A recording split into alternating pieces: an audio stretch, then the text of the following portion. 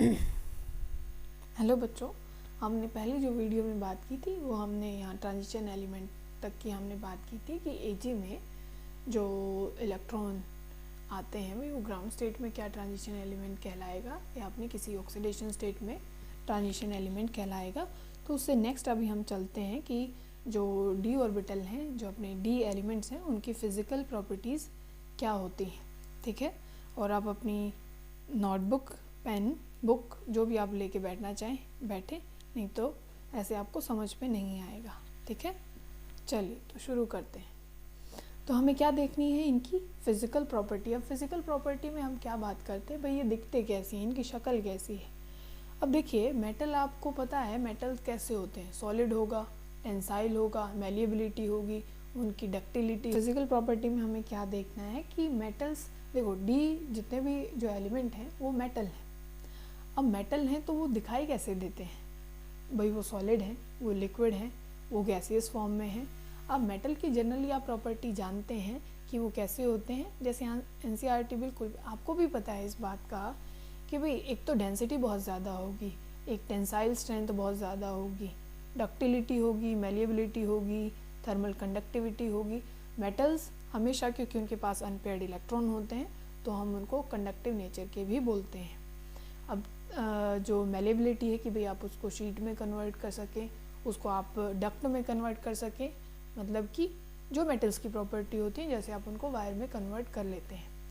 अब आपको एक बात याद होगी कि वैसे तो ये सारे सॉलिड होते हैं, किसको छोड़ करके, मरकरी। बहुत बढ़िया, किसको, मरकरी किस फॉर्म में होता है, लिक्विड फॉर्म में होता है, और ये सब सॉलिड फॉर्म में आपको मिलेंगे। सबको बात आ गई होगी समझ में। हाँ, एक बात आप ध्यान रखेंगे, तब भी मेटल्स की आप बात करते हैं आपको हाई मेल्टिंग बॉइलिंग पॉइंट ये सब कुछ दिखाई पड़ेगा। अब मरकरी जैसे हमने बोला कि भाई वो किस फॉर्म में है, लिक्विड फॉर्म में है। तो बच्चों हम क्या बात कर रहे थे कि जो अपने पास जो मरकरी है वो लिक्विड फॉर्म में होता है। अब हमें इनका देखना है कि साइज़ कैसा होता है। एक हमें एनर्जी पढ़नी है जिसको हम एनर्जी ऑफ एटमाइजेशन बोलते हैं। क्या बोलते हैं, एनर्जी ऑफ एटमाइजेशन। अब देखिए,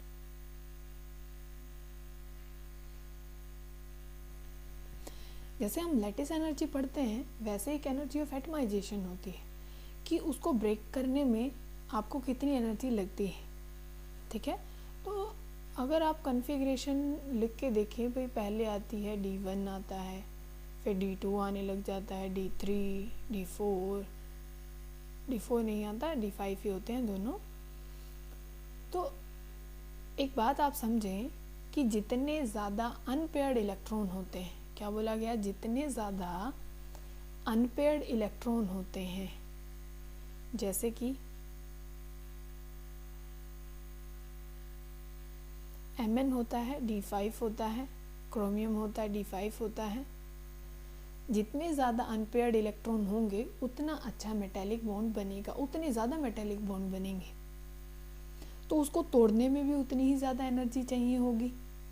तो इस हिसाब से तो क्या होना चाहिए कि भाई हम बोलेंगे कि जो Mn है उसका सबसे ज़्यादा मेल्टिंग पॉइंट होना चाहिए, पर ऐसा नहीं है। आपको यहाँ बिल्कुल दिख रहा होगा कि Mn तो बेचारा गड्ढे में गिर गया है, बिल्कुल डिप में, Mn बिल्कुल डिप में। इसका कारण क्या रहा, इसका कारण ये रहा कि Mn की कॉन्फ़िगरेशन क्या लिखी थी हमने, बोलिए एक बारी, 3d5 और 4s2।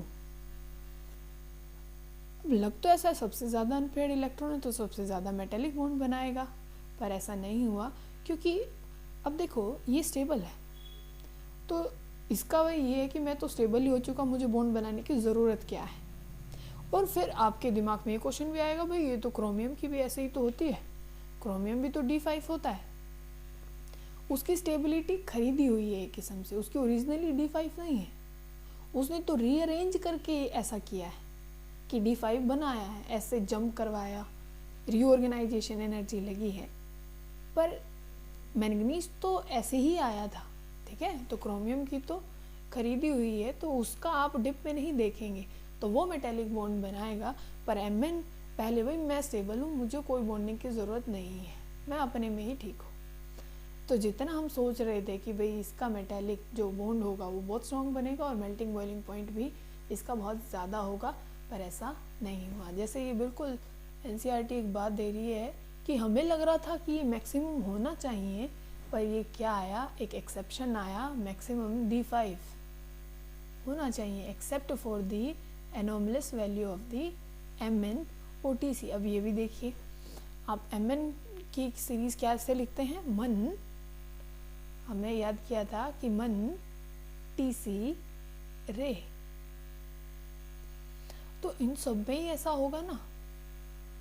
कन्फिग्रेशन तो हम वही लिखेंगे कि D5 है, बस इसमें तो क्या लिख देंगे 3D5, इसमें क्या लिख देंगे 4D5 और इसमें क्या लिख देंगे 5D5, वो तो सब सेम रहेगा। तो यहाँ का हमें लग रहा था कि भाई ये तो सबसे ज़्यादा शो करेंगे, पर ऐसा नहीं हुआ। तो MnOTC दोनों आपको डिप में मिलेंगे। अब यहाँ भी देखिए, ये TC भी नीचे ही गया है। अब जैसे जैसे आप डाउन द ग्रुप जाते हैं, डाउन द ग्रुप मतलब जैसे ये Mn है, आप किसी और से उसका नाम लिख सकते हैं, जैसे आप लिखे हैं कोबाल्ट किसी लिखते हैं या निकल की जिसका आपका मन करे वो लिखिए, कि हम मान लीजिए लिखते हैं को रा एर। ऐसे हमने याद किया था कि जैसे आप डाउन द ग्रुप जाते हैं आप क्या बोलते हैं कि साइज वैसे तो इंक्रीज होना चाहिए, है ना। अब नीचे जाते हैं तो डेंसिटी भी बढ़ती है, मेल्टिंग बॉइलिंग पॉइंट बढ़ता है। इसी वजह से आप देखें अगर तो ये जो सीरीज़ आपको दिखाई दे रही है, ये जो सीरीज़ आपको दिखाई दे रही है, आपको सबसे ऊपर यहाँ ये तीसरी आपको जो सीरीज़ है वो दिखाई। तो मेल्टिंग बॉइलिंग पॉइंट जो है वो किसका, तीसरी वाली सीरीज़ का सबसे ज़्यादा है। फिर कौन सी है, सेकंड है, फिर कौन सी है, फर्स्ट है। अब देखिए ये क्रोमियम वाली सीरीज़ वाले हैं टॉप के ऊपर, फ़ायदा हो गया इनको, इनका मेल्टिंग मतलब ये स्ट्रॉन्ग होंगे, इनकी एटमाइजेशन एनर्जी ज़्यादा है। इनकी क्या है, आपने क्या याद किया था, कर मो वा, है ना। ये टंगस्टन आपने देखा होगा, जो हम बल्ब का फिलामेंट यूज़ करते हैं तो इसका तो बहुत ही ज़्यादा होता है मेल्टिंग पॉइंट, तो ये सबसे टॉप पे है, ठीक है। फिर आप देख रहे होंगे कि मोलिब्डेनम MO है, देन क्रोमियम है।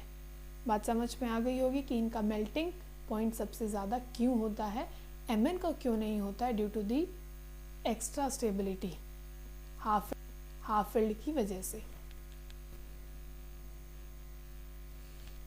फिर जो हमें नेक्स्ट पॉइंट देखना है वो क्या है, variation in atomic and ionic size of transition metals. अब देखो आप कोई भी सीरीज लिखें, कौन सी लिखेंगे, चलो यही लिखते हैं जो अभी याद की थी, चलो कर मो वा। सबने पढ़ा है 10th क्लास से, यह पढ़ते आ रहे हैं कि down the group size increase होता है, कोई गलत बात नहीं है, down the group size increase होता है। अब यहाँ क्या पंगा आया, साइज इंक्रीज तो हुआ, पर मान लीजिए आप एक एग्जाम्पल के तौर पे से समझें, मान लीजिए इसका आप मान रहे हैं 200 पिकोमीटर साइज, इसका मान लीजिए 300 हो गया पिकोमीटर, तो इसका जानते हैं कितना हुआ, 302 पिकोमीटर।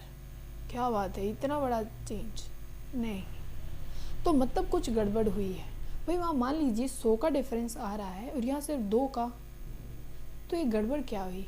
तभी आप देखें कि जो डेंसिटी ऊपर जो हमने बात कर रहे थे मेल्टिंग पॉइंट की, तो यहाँ डेंसिटी बहुत ज़्यादा बढ़ रही है, जिसकी वजह से मेल्टिंग बॉइलिंग पॉइंट और जो बॉन्डिंग थी वो बहुत ज़्यादा हुई है। तो इतना जो बड़ा चेंज आ गया ये कि हम काउंट नहीं कर पा रहे हैं कि ये सिर्फ 2 पॉइंट से साइज कैसे। तो इसके लिए एक रीज़न है जो हम पढ़ेंगे, जिसको आप क्या बोलते हैं, लेंथेनॉइड कॉन्ट्रैक्शन। क्या है, लैंथेनॉइड कॉन्ट्रैक्शन और एक्टिनॉइड कॉन्ट्रैक्शन।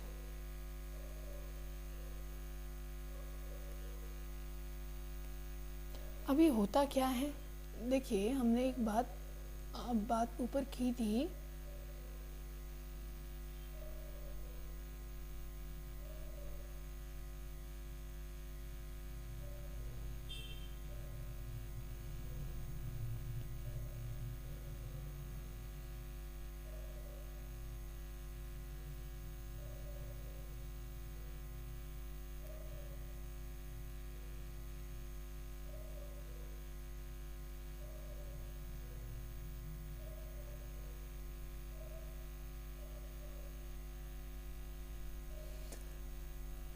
तो हम क्या बोल रहे थे कि हमने यहाँ एक बात पढ़ी थी, तो हम क्या देख के आए हैं कि भाई जो साइज़ है वो इतना जो कम चेंज आया है सिर्फ 2-3 पॉइंट का, तो वो कैसे आ गया।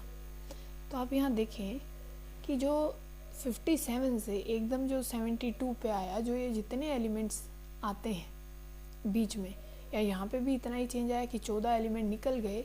तो जो साइज़ की बात हुई उसमें देखिए एक अपने पास होता है d ऑर्बिटल, एक होता है f ऑर्बिटल।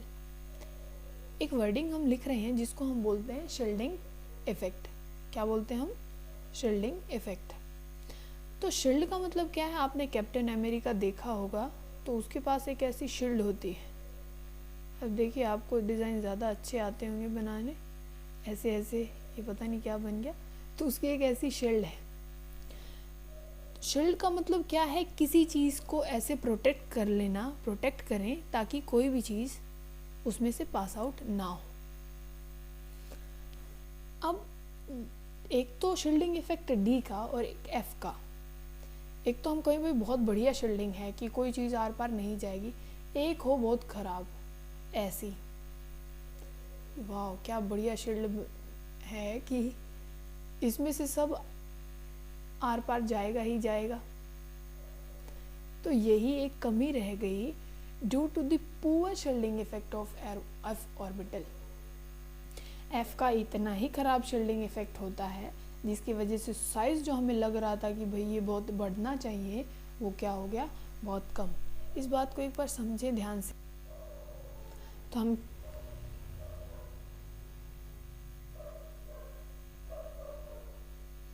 हम क्या समझ रहे थे कि जो साइज है वो डाउन द ग्रुप इतना इंक्रीज नहीं हो रहा, तो हमने क्या बोला, due to the poor shielding effect. क्या है, बहुत ख़राब जो शील्डिंग इफेक्ट आया है उसकी वजह से साइज इतना इंक्रीज नहीं हो पाया। जैसे आप कैसे समझें, देखिए मान लीजिए यहाँ पे आपका न्यूक्लियस है और जाते जाते न्यूक्लियस नीचे चलते हैं तो न्यूक्लियर चार्ज बहुत ज़्यादा बढ़ जाता है क्योंकि नंबर ऑफ प्रोटॉन बहुत ज़्यादा बढ़ जाते हैं। तो जो आपका न्यूक्लियस है उस पर न्यूक्लियर चार्ज बहुत ज़्यादा बढ़ जाएगा।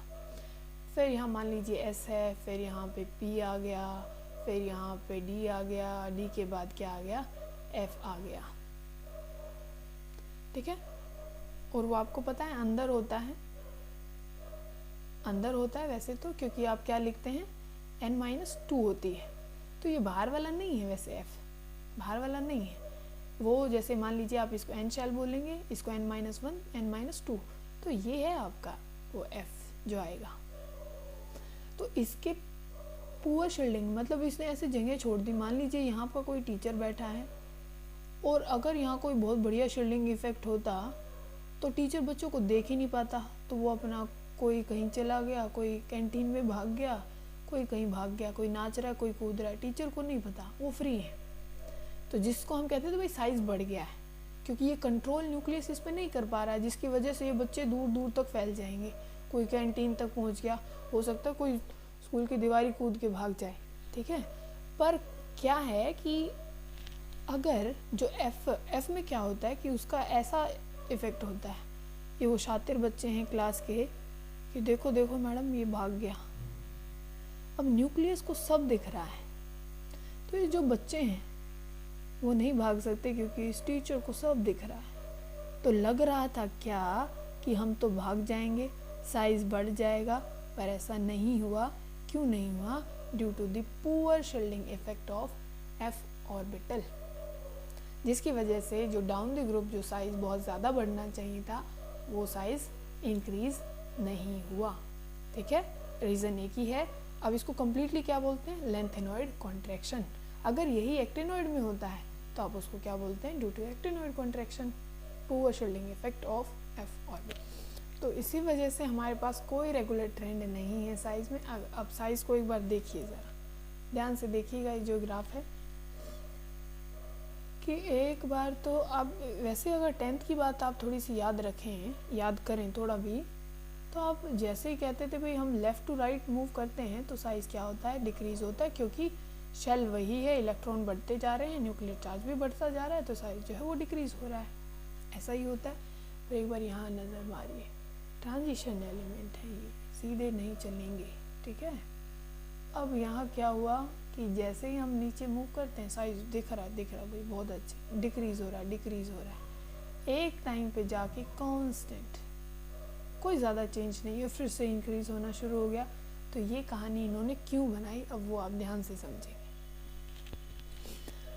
अब अगर आप मिड में आए, मतलब तब ये अपनी आयरन की बात हो रही है और कोबाल्ट की। आयरन कितना होता है अपना, D6 4s2, 26 होता है ना, बहुत बढ़िया। अच्छा, कोबाल्ट कितना होता है, 27, तो क्या लिखेंगे बच्चों, D7 4s2, बहुत ही बढ़िया, ठीक है ना। अब दो चीज़ें साथ में चल रही हैं, एक तो डी ऑर्बिटल इतना बड़ा है, 10 इलेक्ट्रॉन उसमें आते हैं, तो यहाँ कितने आ गए, 6 आप डालिए, ये 6 आ गए। अब एक तो देखो हाफ एल्ड तक है तब तक ठीक है, एक जैसे अब इस दूसरे को यहाँ कमरे में बिठाया, इनकी लड़ाई शुरू, मतलब रिपल्शन शुरू, क्या स्टार्ट हो गई, रिपल्शन।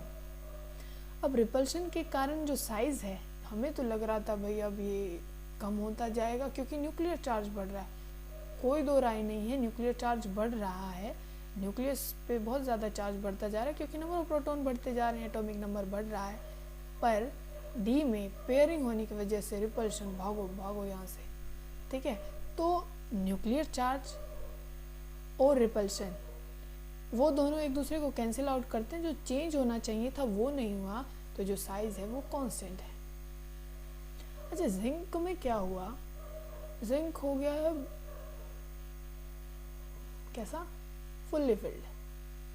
तो हम तो सोच रहे थे भाई कि सबसे छोटा होगा, महाशय तो कुछ और ही कारनामा दिखा गए। कैसे, फुल्ली फिल्ड, रिपल्शन ही रिपल्शन, तो साइज एकदम से क्या हो गया, इंक्रीज, मतलब ये न्यूक्लियर चार्ज को भी पार कर गया है। भाई तू क्या कैंसिल करेगा, मेरे पास इतने पेयर हो गए, इतनी रिपल्शन हो गई कि साइज क्या हो गया, एकदम से बड़ा हो गया। ये बात समझ में आ गई कि जिंक का एकदम से जो साइज है वो क्यों आपका इंक्रीज हुआ, समझ गए, ठीक है। तो ये चीज़ आप ध्यान रखेंगे। अब ये टेबल एक बार आप ध्यान से समझेंगे, ये काम की है, यहीं से आपकी सारी चीज़ें क्लियर हो जाएंगी। तो हम इस टेबल की बात कर रहे हैं। एटॉमिक नंबर सबको पता है कि एटॉमिक नंबर कैसा है, वही जो स्कैंडियम की हम बात कर रहे हैं, वही 21 से शुरू होता है, 30 तक जाता है। और साइज़ अभी हमने देखा कि साइज़ पे क्या क्या इफ़ेक्ट आता है, किस किस चीज़ का इफ़ेक्ट आता है। कन्फिग्रेशन हमने दो चीज़ों की देखी थी, भाई क्रोमियम की आपको थोड़ा सा एक्स्ट्रा दिमाग लगा के देखना है कि वो D5 है और 4s1 है, और वहाँ पे कॉपर की बात की थी, ठीक है। ये हम और बात करेंगे, तब हम Mn पॉजिटिव, 2 पॉजिटिव और 3 पॉजिटिव की बात करेंगे। फिर हमने एटमाइजेशन एनर्जी देखी कि उसको तोड़ने में कितनी ज़्यादा एनर्जी है। तो अब यहाँ पे एक चीज़ और देखिए, हमने Mn की तो देखी, एक बार ज़रा जिंक को भी देखिए, फुल्ली फिल्ड। भाई Mn हाफ फील्ड में इतना चौड़ में आया हुआ है, इतना खुश है हाफ स्टेबिलिटी में, तो फुल्ली फिल्ड हूँ, तो मेरे को बॉन्ड बनाने की ज़रूरत ही क्या है, ठीक है। तो इसकी एटमाइजेशन एनर्जी और भी कम है, बात समझ गए होंगे। तो ये जो एटमाइजेशन एनर्जी है वो इसी वजह से हुई क्योंकि वो फुल्ली फिल्ड है, इसी वजह से इतनी ज़्यादा कम इसकी एनर्जी हुई। अब रेडियाई पे भी ऐसे ही ध्यान देखिए क्या हो गया, कम हो गया, कम हो गया, कम हो गया। अब ये चीज़ Mn क्योंकि वो स्टेबल हो गया है एकदम से, मतलब D5 आ गए हैं, तो एक्स्ट्रा स्टेबिलिटी उसको किसी की पड़ी ही नहीं है, तो इसी वजह से ऐसा हुआ। और फिर आप देखते जाएं तो फिर वो और कम हो जाती है।